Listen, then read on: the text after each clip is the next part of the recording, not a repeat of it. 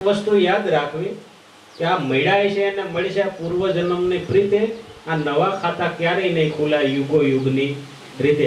સાહેબ ભજન ભાવ ગાદી બધાય સમજી જાય, સદગુરુ બધાય કરી લે, પણ ટકે એક જ. 1,00,000 શિષ્યો થાય ને એમાંથી ટકે એક જ. બાકી તો કોઈને કુટુંબ નડે ને, કોઈને વાળો નડે ને, કોઈને સંપ્રદાયવાદ નડે ને, કોઈને જાતિવાદ નડે ને, કોઈને ભાઈ નડે ને, કોઈને બેન નડે ને, પતિ નડે ને, પત્ની. સાહેબ સંપૂર્ણ ભિખારી થઈ જાય ને એ જ ભક્તિ કરી શકે. આ સોકો શબ્દ જગતમાં એકલો રે એ જ ભક્તિ કરી શકે.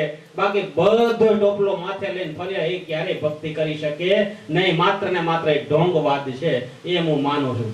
ભલે તમે પરિવારમાં રહેતા હો, દાંપત્ય જીવનમાં રહેતા હો, દીકરા સાથે રહેતા હો, દીકરી સાથે રહેતા હો, પતિ પત્ની સાથે રહેતા હો, પણ જો એમાં કુટુંબવાદ ઘરી ગયો તો તમે ભક્તિ કરતા નથી. બધાની સાથે રહી અને જો એકલા પડો તો જ ભક્તિ કરી શકાય.